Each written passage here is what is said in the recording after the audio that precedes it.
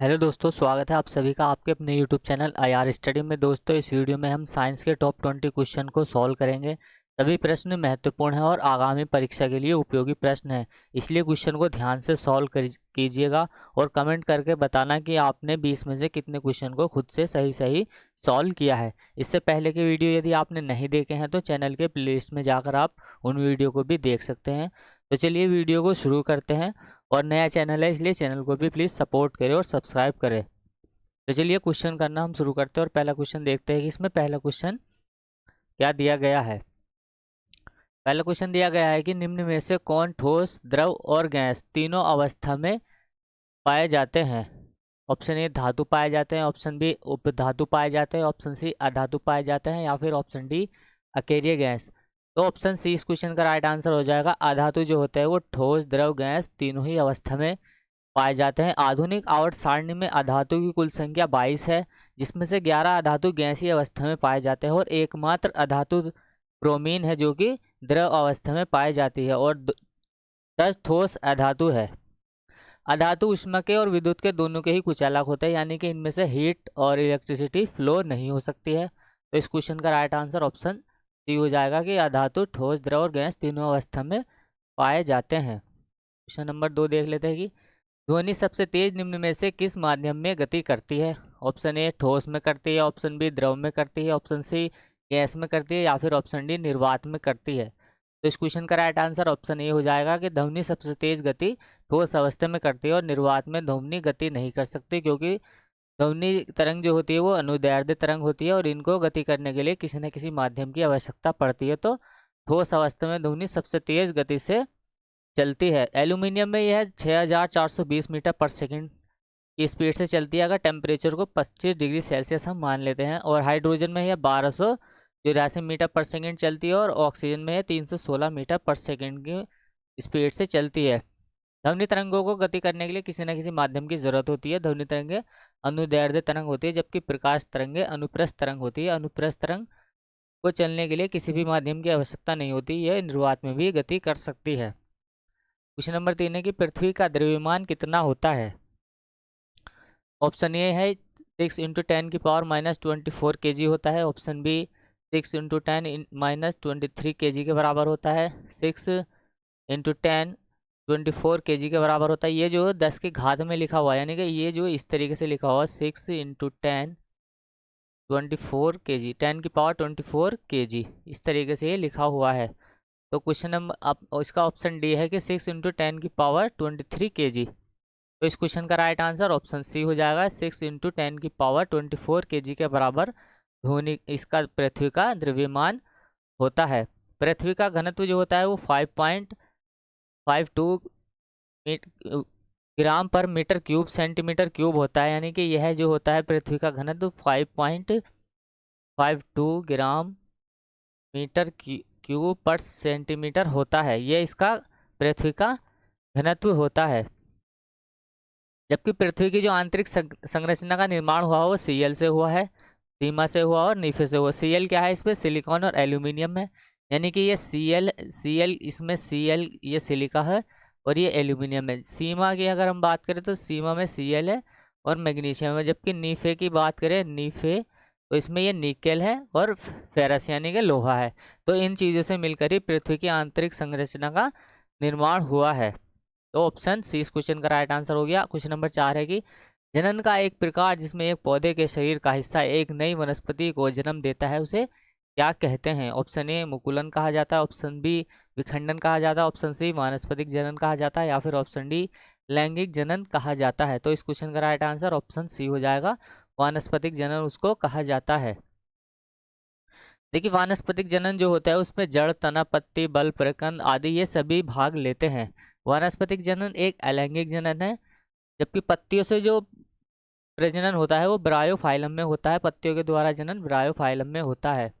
तो option C इस question का राइट आंसर हो गया। अगला क्वेश्चन है क्वेश्चन नंबर 5, निम्न में से किस अभिक्रिया में ऑक्सीजन हवा में मुक्त होती है। ऑप्शन ए श्वसन में होती है, ऑप्शन बी वाष्पोत्सर्जन में होती है, ऑप्शन सी प्रकाश संश्लेषण में होती है या फिर ऑप्शन डी इनमें से कोई नहीं। तो इस क्वेश्चन का राइट आंसर ऑप्शन सी हो गया। प्रकाश संश्लेषण में ऑक्सीजन हवा में मुक्त होती है, यानी कि प्रकाश संश्लेषण में ऑक्सीजन का तो अवशोषण किया जाता है और CO2 का अवशोषण किया जाता है और ऑक्सीजन को मुक्त किया जाता है। इस प्रक्रिया में प्रकाश, तापमान, जल और CO2 भाग लेते हैं।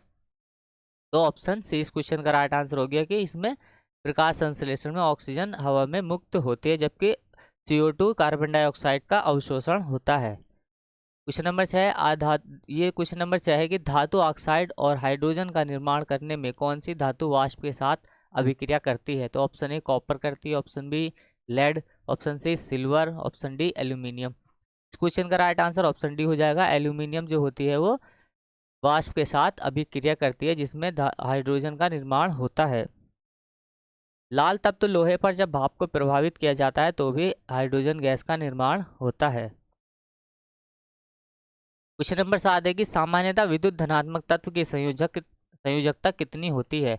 ऑप्शन ए 4 3 2 होती है, ऑप्शन बी 1 2 3 होती है, ऑप्शन सी 0 1 2 होती है, या फिर ऑप्शन डी 3 4 5 होती है। इस क्वेश्चन का राइट आंसर ऑप्शन बी हो गया कि धातु तत्व के जो बाह्यतम कोश में इलेक्ट्रॉनों की संख्या होती है या तो वो 1 होगी या 2 होगी या फिर 3 होगी। 4 अगर हुई तो वो उपधातु में चला जाएगा, और 4 से अगर ऊपर है, ये 5 6 7 तक है तो वो अधातु में चला जाएगा, जबकि 8 में अष्टक बुरा हो जाएगा। तो यहाँ पर ये इसमें उसकी अक्रिय गैस की कैटेगरी में आ जाएगा, क्योंकि अक्रिय गैस के बाह्यतम कोश में 8 इलेक्ट्रॉन होते हैं। तो ऑप्शन बी इस क्वेश्चन का राइट आंसर हो जाएगा।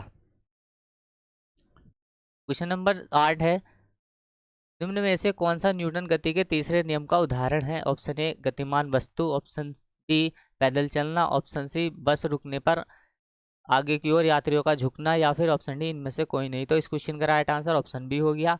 न्यूटन की गति के जो तीसरा नियम है वो क्रिया प्रतिक्रिया का नियम है। हम जो पैदल चलते हैं वो ज़मीन पर जोर लगाते हैं, तो ज़मीन भी हमारे ऊपर उतना ही जोर लगाती है, जिससे हम आगे की ओर बढ़ते हैं। तो ऑप्शन बी इस क्वेश्चन का राइट आंसर हो गया।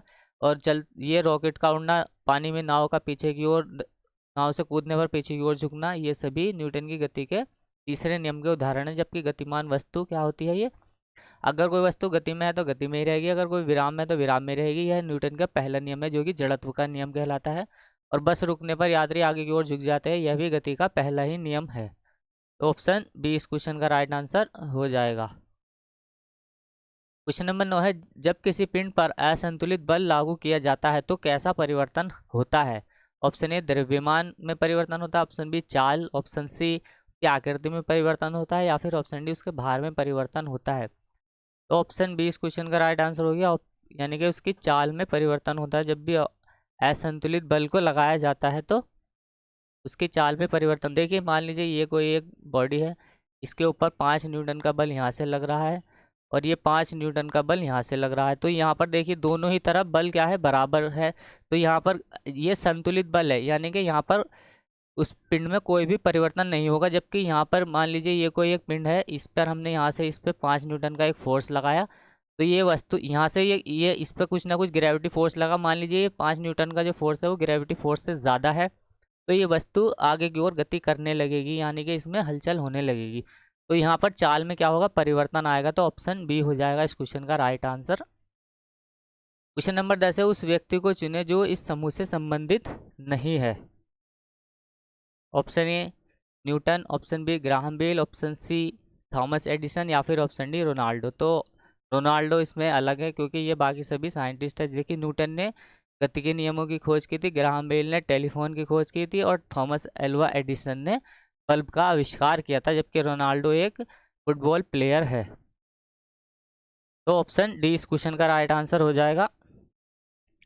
क्वेश्चन नंबर 11, निषेचित युग्मनज कहाँ पर प्रत्यारोपित किया जाता है। ऑप्शन ए अंडाशय में, ऑप्शन बी गर्भाशय ग्रीवा में, ऑप्शन सी गर्भाशय में, या फिर ऑप्शन डी फैलोपियन ट्यूब में। तो इसका आंसर हो जाएगा ऑप्शन सी है, गर्भाशय में प्रत्यारोपित किया जाता है। देखिए ओवरी का जो निषेचन होता है वो फैलोपियन ट्यूब में होता है, और फैलोपियन ट्यूब से युग्मनज से जो निर्माण होता है वो जाइगोट का होता है। यानी कि युग्मनज मिलकर के जाइगोट बनाते हैं। ये युग्मनज है, ये कोई युग्मनज है, युग्मनज से जाइगोट का निर्माण होगा। यहाँ पर जाइगोट बनेगा, और जाइगोट से क्या बनेगा, एम्ब्रियो बनेगा। एम्ब्रियो यानी कि भ्रूण का निर्माण होगा, और यह भ्रूण क्या होगा, इसमें गर्भाशय में यानी कि यूटेरस में यह ट्रांसफ़र हो जाएगा। यह यूटेरस में ट्रांसफ़र होकर यूटेरस में ट्रांसफ़र होकर एक प्रॉपर डेवलप बेबी में बदल जाएगा। तो इस क्वेश्चन का राइट आंसर ऑप्शन सी हो जाएगा। क्वेश्चन नंबर 12, निम्न में से कौन से तत्व का रासायनिक प्रतीक चिन्ह लैटिन से लिया गया है? Option A carbon, option B iron, option C chlorine, option D sulphur. तो इस क्वेश्चन का राइट आंसर ऑप्शन बी हो जाएगा। आयरन का जो प्रतीक चिन्ह है वो लैटिन से लिया गया है।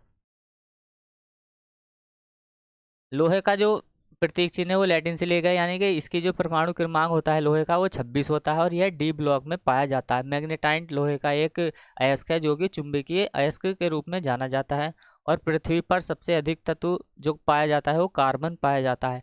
लोहा हमारे शरीर में भी पाया जाता है, यह हीमोग्लोबिन में पाया जाता है। हीमोग्लोबिन में लोहा धातु पाई जाती है। लोहे को Fe के रूप में लिखा जाता है, ये इसका जो होता है प्रतीक चिन्ह होता है, इसको फेरस कहा जाता है। इसके अलावा कॉपर, और जो कॉपर है ये भी क्या है, एक लैटिन प्रतीक चिन्ह है। इसके अलावा यू होता है एक AU होता है, ये भी सोने का जो होता है लैटिन प्रतीक है। ओरम कहा जाता है, सोने को ओरम कहा जाता है लैटिन में। तो क्वेश्चन नंबर 13, वृत्तीय पथ पर घूर्णन करती हुई वस्तु पर केंद्र की ओर लगने वाले बल को क्या कहते हैं? ऑप्शन ए साधारण बल, ऑप्शन बी अपकेंद्रीय बल, ऑप्शन सी अभिकेंद्रीय बल, या फिर ऑप्शन डी कोणीय बल। तो जो बल अंदर की ओर लगता है उसे अभिकेंद्रीय बल कहते हैं। जैसे मान लीजिए ये कोई एक पथ है, यहाँ पर इसमें अंदर की ओर कोई फोर्स लग रहा है तो उसको अभिकेंद्रीय फोर्स कहते हैं, क्योंकि ये देखिए ये केंद्र की ओर फोर्स लग रहा है। जो जो जो फोर्स बाहर की ओर लगेगा उसे अपकेंद्रीय फोर्स कहा जाएगा, यानी कि यह केंद्र से दूर लग रहा है। ये इसका केंद्र है, यहाँ से ये दूर लग रहा है, तो इसको तो इस वाले फोर्स को तो कहा जाएगा अपकेंद्रीय फोर्स, और इस वाले फोर्स को कहा जाएगा अभिकेंद्रीय फोर्स। तो इस क्वेश्चन का राइट आंसर ऑप्शन सी हो जाएगा। क्वेश्चन नंबर 14, निम्नलिखित में से कौन गर्म रक्त प्राणी है? ऑप्शन ए मछली, ऑप्शन सी बी कबूतर, ऑप्शन सी मगरमच्छ, या फिर ऑप्शन डी मेंढक। तो कबूतर जो होता है वो एक गर्म रक्त प्राणी है। क्वेश्चन का राइट आंसर ऑप्शन बी हो गया। अगला क्वेश्चन है क्वेश्चन नंबर 15, कितने जल के अणु वाशिंग सोडा के साथ एक अणु में उपस्थित होते हैं? यानी कि जल के कितने अणु वाशिंग सोडा के साथ उपस्थित होते हैं, ये इस क्वेश्चन में पूछा गया है। तो ऑप्शन ए 8 होते हैं, ऑप्शन बी 7 होते हैं, ऑप्शन सी 5 होते हैं, या फिर ऑप्शन डी जल के 10 अणु होते हैं। तो ऑप्शन डी इस क्वेश्चन का राइट आंसर हो गया। वाशिंग सोडा के एक अणु में जल के 10 अणु उपस्थित होते हैं, यानी कि ये कुछ इस वाशिंग सोडा का सूद जो होता है वो सोडियम कार्बोनेट यानी कि Na2CO3.10H2। तो देखिए इसमें जल के 10 अणु मौजूद होते हैं, तो ऑप्शन डी हो जाएगा इस क्वेश्चन का राइट आंसर। क्वेश्चन नंबर 16 है, निम्न में से कौन सा जानवर पराध्वनि उत्पन्न कर सकता है? ऑप्शन ए हाथी, option B shark, option C porpoises, या फिर ऑप्शन डी पतंगा। तो इस क्वेश्चन का राइट आंसर ऑप्शन सी हो जाएगा। परपोइसेस पराध्वनि तरंग उत्पन्न कर सकता है। इसके अलावा चमगादड़, चूहा और डॉल्फिन भी पराश्रव्य ध्वनि उत्पन्न कर सकता है। पराश्रव्य ध्वनि वो होती है जो 20,000 हर्ट्ज से ऊपर की होती है। इन्हें मनुष्य के द्वारा सुना नहीं जा सकता। मनुष्य सिर्फ 20 से लेकर 20,000 हर्ट्ज के बीच की ध्वनि को ही सुन सकते हैं, जबकि 20 हर्ट्ज से नीचे की ध्वनि को अवश्रय तरंग के रूप में जाना जाता है। परपोइसेस एक समुद्री जीव है जो कि डॉल्फिन के जैसा ही दिखाई देता है। तो ऑप्शन सी हो जाएगा इस क्वेश्चन का राइट आंसर। क्वेश्चन नंबर 17 है, निम्न निम्न में से कौन सा लवण का एक उदाहरण है जिसका पीएच वैल्यू 7 से कम है? ये हमें इस क्वेश्चन में पूछा गया है कि उसका पीएच वैल्यू 7 से कम है। तो इसके ऑप्शन है, option A ammonium chloride, option B sodium chloride, option C sodium bicarbonate, या फिर ऑप्शन डी सोडियम कार्बोनेट। तो इस क्वेश्चन का राइट आंसर ऑप्शन ए हो जाएगा, ये हो जाएगा सोडियम क्लोराइड। इसका जो पीएच मान होता है वो 5.52 के बराबर होता है। ये अमोनियम क्लोराइड का पीएच वैल्यू होती है, जबकि सोडियम कार्बोनेट की जो पीएच वैल्यू होती है वो 11 होती है। इस क्वेश्चन का राइट आंसर ए हो जाएगा। अगला क्वेश्चन है क्वेश्चन नंबर 18, मछलियों के दिल में कितने कक्ष होते हैं? यह इस क्वेश्चन में पूछा गया है कि मछलियों के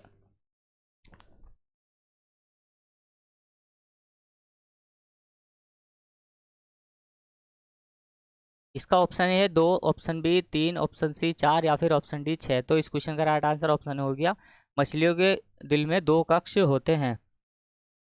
मछलियों का दिल जो होता है वो सिर्फ अशुद्ध रक्त ही पंप कर पाता है, यानी और कॉकरोच के दिल में 13 कक्ष होते हैं, जबकि केचुए में 4 जोड़ी दिल पाए जाते हैं। तो इस क्वेश्चन का राइट आंसर ऑप्शन ए हो जाएगा कि इनके दिल में 2 ही कक्ष होते हैं, जबकि मैमल्स यानी मनुष्य में 4 कक्ष वाला दिल पाया जाता है। क्वेश्चन नंबर 19, कौन सा ऊतक पौधों को कठोरता प्रदान करता है? Option A sclerenchyma, option B xylem, option B C phloem या फिर ऑप्शन डी पेरेनकाइमा। इस क्वेश्चन का राइट आंसर ऑप्शन ए हो जाएगा। स्क्लेरेनकाइमा जो होता है वो पौधों को कठोरता प्रदान करता है, जबकि जाइलम पौधे की जड़ों से पानी को खींच करके पूरे पौधे में पहुंचाता है। जाइलम के द्वारा पानी का ट्रांसफ़र होता है, जबकि फ्लोएम के द्वारा भोजन का ट्रांसफ़र होता है पत्तियों से और जड़ों से। और पेरेनकाइमा यह भोजन को स्टोर करने का काम करता है। तो पौधों को कठोरता ऑप्शन ए यानी स्क्लेरेनकाइमा प्रदान करता है। लास्ट क्वेश्चन है इस वीडियो का। लेंस बनाने में निम्नलिखित में से किसका उपयोग नहीं किया जाता? ऑप्शन ए पानी का नहीं किया जाता, ऑप्शन बी कांच का, ऑप्शन सी क्ले का, ऑप्शन डी प्लास्टिक का।